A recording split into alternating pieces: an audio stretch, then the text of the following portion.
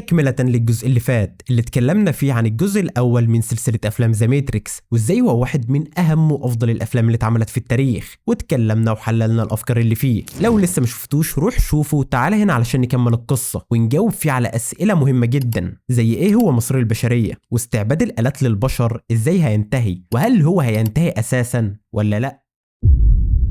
وفي الفيديو بتاع النهاردة هنكشف سر المصفوفة وأسطورة الشخص المختار اللي هتطلع أعمق بكتير جدا مما هم فاكرين أو إن إحنا فهمنا في الجزء الأول. وهنتكلم النهاردة عن الجزئين اللي فاضلين، ماتريكس ريلودد وماتريكس ريفوليوشن. بس خلينا نفتكر إن آخر حاجة حصلت في الجزء الأول إن نيو بقى هو المختار وبقى قادر إن هو يشوف الماتريكس على حقيقتها كأكواد، وبيدخل في العميل سميث وبيدمره. في معلومة بقى عاوزك تعرفها قبل ما نبدأ، وهي إن مورفيوس وجماعته مش هم السفينة الوحيدة اللي عليها ناس بتحارب المصفوفة، بل في سفن كتيرة جدا. بتبدأ أحداث ماتريكس ريلودد بعد 6 شهور من أحداث الجزء الأول مع نيو وهو بيحلم بكابوس وحش جدا، وهو إن ترينيتي بتواجه أحد العملاء وبتنصب بسببهم برصاصة، فبيقوم من النوم وهو مفزوع. بعدها بيتجمعوا مع باقي الفرق اللي في المصفوفة، وبنعرف إن كل السفن جاي لها أمر إنها ترجع تاني لمدينة زايون علشان يدافعوا عنها، وده لأن الآلات عرفت مكانهم وقدامهم 72 ساعة بس قبل ما يوصلوا للمدينة ويدمروها. بس مورفيوس بيقترح ان على الاقل سفينة واحدة منهم ما ترجعش وتفضل مستنية في حالة ان العرافة حاولت تتواصل بيهم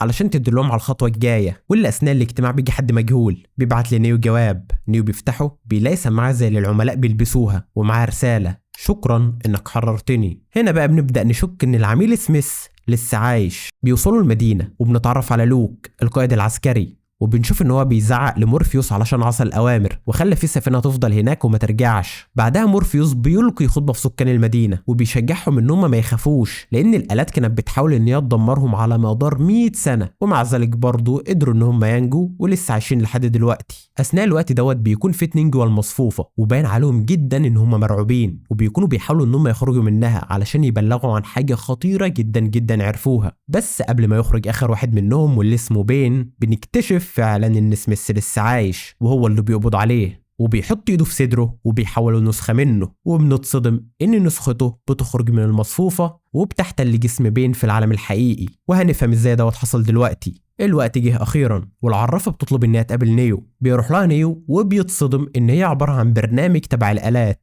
قال لها طب انا ازاي دلوقتي هثق في اي حاجة انت هتقوليها؟ فبتقول له ان الحاجه الوحيده اللي هي بتهتم بيها هي ان المستقبل يكون مسالم. فبيسالها هل في برامج تانية زيك؟ قالت له ان اي حاجه وكل حاجه حرفيا بيتحكم فيها برامج زي الكمبيوتر كده. في برنامج لطلوع الشمس، برامج تانية بتتحكم في الطيور، في الميه، في الجاذبيه، حرفيا كل حاجه. وبتقول له ان لو في اي برنامج تعطل او بقى في برنامج تاني افضل منه، البرنامج دوت بيرجع لمكان اسمه المصدر علشان يتمسح. ولكن في برامج بتهرب من المسح وبتستخبى في المصفوفه كمنفيين زي العرافة مثلا، وبرضه الميرفينجن اللي هنشوفه قدام، وغيرهم بقى كتير جدا. وبتقوله انك علشان تنقذ زايون محتاج انك تروح للمصدر، وهتحتاج علشان توصل له شخص اسمه صانع المفاتيح كي ميكر. بس للأسف هو محبوس عند برنامج خطير جدا اسمه الميرفينجن، وبتديله العنوان بتاعه وبتمشي من هنا، والعامل سميث بيظهر من هنا صديق عمر المخلص، ولكن بنسخ كتيرة جدا منه. وبنعرف ان لما نيجي دمره في الجزء الاول كان المفروض برضه ان هو يرجع للمصدر علشان يتمسح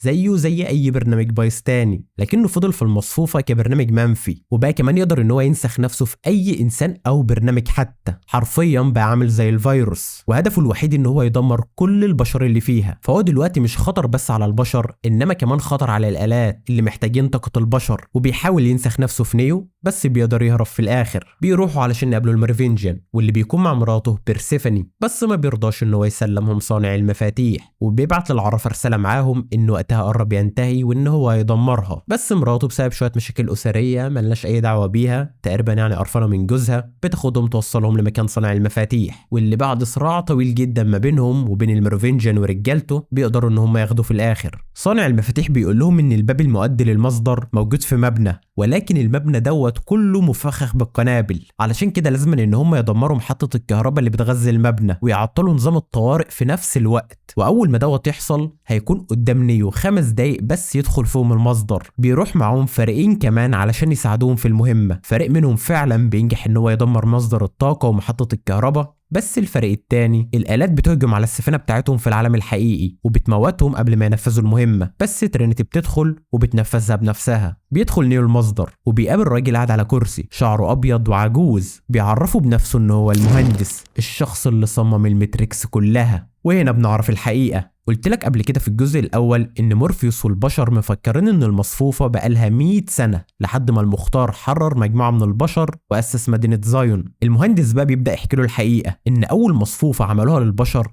كانت يوتوبيا حرفيا، بس عقل البشر رفضها لان المثاليه الاوفر ديت مش طبيعيه. وهنا جه دور برنامج العرافه انها تدرس طبيعه البشر علشان يعرفوا يصمموا مصفوفه عقلهم يتقبلها، وفهموا ان عقل البشر محتاج ان هو يحس ان هو عنده حريه الاختيار حتى بس لو في العقل اللاواعي بتاعهم. وفعلا دخلوا حريه الاختيار في المصفوفه وصمموا مصفوفه عقل 99% من البشر تقبلها عادي. اما ال1% اللي فاضل فهموا ان هم في محاكاه، فسابوهم يخرجوا من الماتريكس ويأسسوا مدينه زايون لحد ما يوصل عددهم لرقم معين بعدها يدمروهم. وكنتيجه لان هم دخلوا حريه الاختيار في المصفوفه حصل فيها خلل، والخلل دوت هو الشخص المختار. والمهندس ما قدرش ان هو يتخلص من الخلل دوت، علشان كده قرر ان هو يدخله في الخطه الخبيثه بتاعته، وهي ان العرافه هتتلاعب بالبشر وتقول لهم ان في المصفوفه موجود الشخص المختار اللي هيحرركم، علشان يدوروا عليه ويلاقوه ويوصلوه لحد عندها، وهي بدورها هتوصله للمهندس. والمهندس بدوره بيعرض عليه خيار من الاتنين، ان هو لو مش عاوز يتعاون معاهم فالآلات هتدمر زايون كده كده، والخلل هيفضل يتراكم جوه الماتريكس لحد ما هيدمرها في الاخر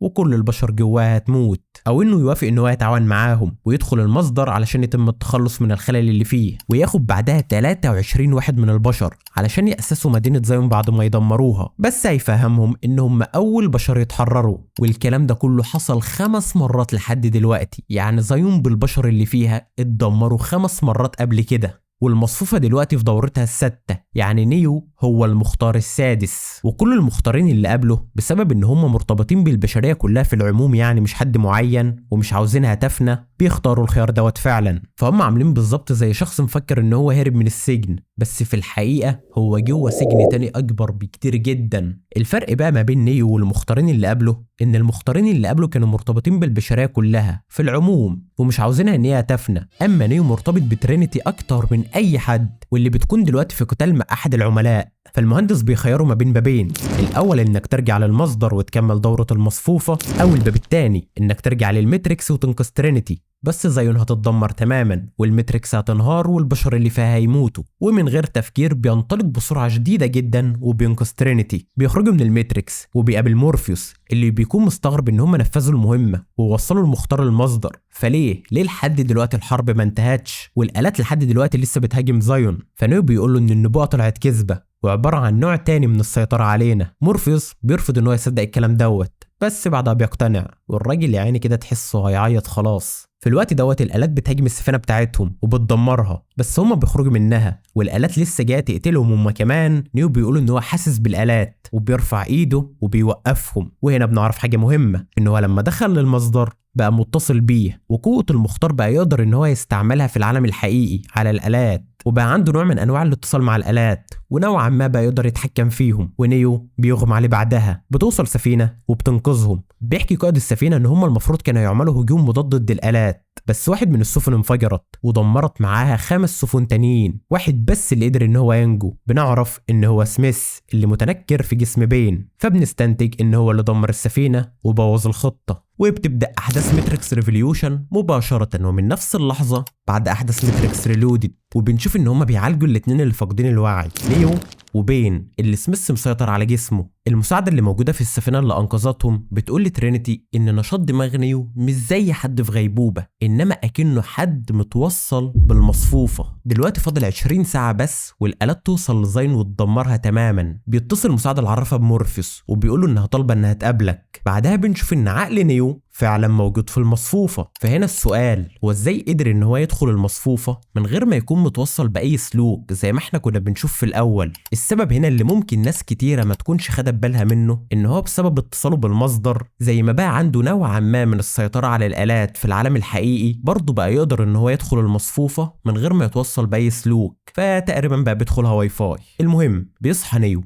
وبيلاقي نفسه في مكان غريب زي محطة القطر، وقدامه بنوتة صغيرة. بيسأل البنت مش المكان دوت هو الماتريكس؟ البنت قالت له الماتريكس هو المكان اللي القطر بيروح له. في الأثناء ديت بيروح مورفيوس وترينيتي للعرافة، وبيستغربوا بيقولها انت مين يا حاج، وبيتصدموا لأنها مش شكل العرافة اللي نعرفها. وبنعرف هنا ان الميروفينجيان هو اللي دمرها علشان وجهتهم ان هم ياخدوا صانع المفاتيح منه، فأعادت تشكيل نفسها في الشكل اللي احنا شايفينه دلوقتي. فبيسألوها عن نيو، فبتقول لهم ان عقل نيو دلوقتي في مكان يعتبر الوصلة بين عالم الآلات والماتريكس، والبرامج بتدخل الماتريكس من خلاله، والبرامج المعطلة برضه بتخرج من خلاله. فنيو هناك لان المصفوفة اعتبرته برنامج معطل علشان يتم التخلص منه، لان قلت لك ان المختار اساسا عبارة عن خلل في النظام. والعرافة بتقول لهم يخرجوا نيو بسرعة لان المسؤول عن المكان شخص اسمه رجل القطار، والشخص دوت تحت سيطرة الميروفينجيان بيهرب بيه البرامج من والى المصفوفة. مورفيوس بيقول لها السؤال المنطقي ازاي اثق فيكي بعد ما انت خدعتني ده كله؟ قالت له انا بقول لك بس اللي اعرفه وانت اللي بتختار في الاخر تصدقني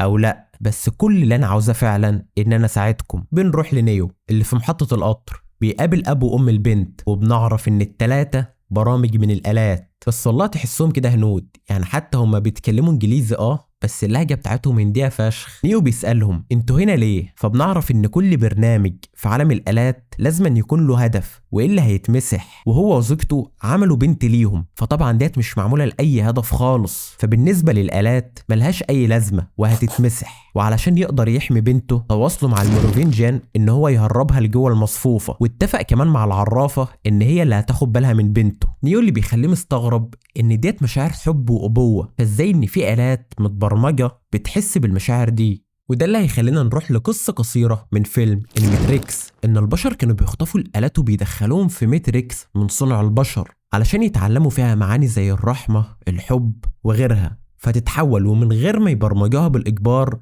لا هي لوحدها بتساعدهم ضد الآلات نفسهم. نرجع للفيلم، بيوصل القطر وبيركب البرامج. نيو بيجي يركب علشان يرجع للمصفوفة، راجل القطار بيمنعه وبيقول له ديت امر الميروفينجيان، مش هخرجك من هنا لما هو يوافق ويديني الامر. نيو بيحاول يركب بالقوة، بس راجل القطار في المكان دوت بيكون له سلطة مطلقة وبيمشي القطر. نيو بيحاول يجري وراه ولكن بيلاقي نفسه محبوس في المكان في حلقة مفرغة، كل مرة بيرجع لنفس النقطة. بيروح مورفيوس وترينيتي ومساعد العرافة للميروفينجيان علشان يخلوه يرجع نيو، اللي بيرفض في الأول، بس ترينيتي بتطلع المسدس وبتهدده إن هي هتقتله فبيوافق، وفعلا بيرجع نيو. بيقرر نيو إن هو يقابل العرافة اللي بنلاقي إن معاها ساتي البنت الصغيرة اللي كانت في محطة القطر، بتوضح له إن هدفها مش زي المهندس خالص، هي بس عاوزة توقف الحرب والصراع الطويل اللي بين البشر والآلات. بعدها بتحذره من تهديد أكبر وأخطر بكتير جدا هيدمر كل حاجة، البشر والآلات والمصفوفة، وهو العامل سميث.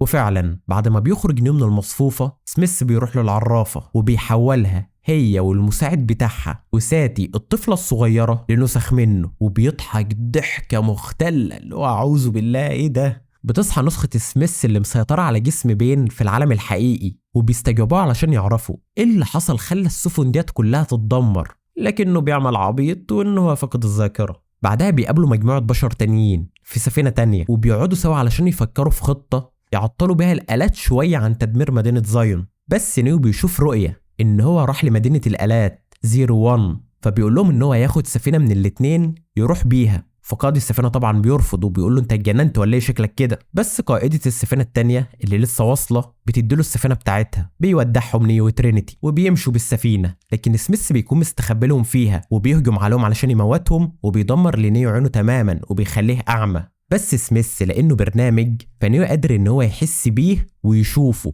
لانه زي ما شفنا قوته بقت بتمتد للعالم الحقيقي، وبيقدر ان هو يموت نسخة سميث وبيكمل طريقه. في نفس الوقت بيبدأ البشر حربهم ضد الآلات كنضالهم الأخير. بيوصل نيو لمدينة الآلات اللي بيرحبوا بيه وبيحاولوا ان هم يقتلوه، لكنه بيقدر ان هو يتصدى ليهم. بس في الآخر السفينة بتتدمر وترينيتي بتموت، واللي بسبب كده نيو بيكون مش عاوز ان هو يكمل، بس ترينيتي وهي بتلفظ أنفاسها الأخيرة بتشجعه ان هو يكمل في المشوار. بيدخل بعدها نيو مدينة 01 وبيقابل رئيس الآلات أو الممثل بتاعهم وبيقوله على إن سميث هيدمر المصفوفة بالبشر اللي فيها، وبالتالي انتوا كمان هتتدمروا، انتوا ما تقدروش ان انتوا تمنعوه بس انا اقدر. قال له طب انت عاوز ايه في المقابل؟ قال له الحرب اللي بين البشر والآلات تقف تماما. وفعلا بيوافق، وفعلا بيدخل نيو الماتريكس وبيقاتل ضد سميث في معركة شرسة، بس سميث بيهزم نيو في الآخر وبينسخ نفسه فيه، ولسه جاي علشان يوزع الشربات علشان انتصر بيكتشف خطة نيو، وهي ان نيو عارف ان سميث برنامج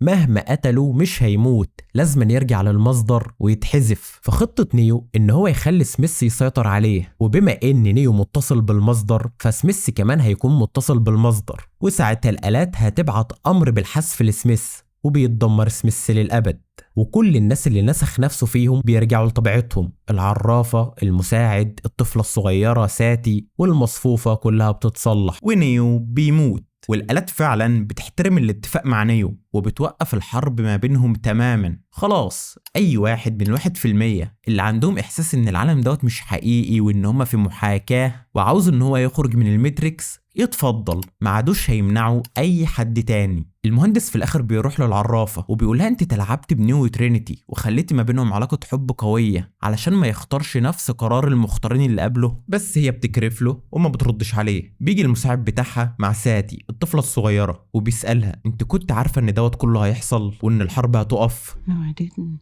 But I believe. كده كملنا القصة علشان نعرف نهايتها. وانا زي ما قلت قبل كده بعد الجزء الاول اللي كان ماستر بيس في كل حاجة، الجزئين دول ممكن نقدر نقول عنهم انهم حلب، لان الفيلمين كانوا مركزين بشكل اوفر جدا على علاقة الحب اللي بين نيو وترينيتي، والاكشن اللي كان مستواه اقل بكتير جدا حتى من الجزء الاول. فسيبك بقى من اي حد يقول لك افسر لك واشرح لك حاجة في الجزئين دول. وبكده نكون وصلنا لنهاية الفيديو، فلو عجبك بقى ما تنساش شير لايك، تقول لي عاوزنا نتكلم عن الفيديو الجاي، والى اللقاء.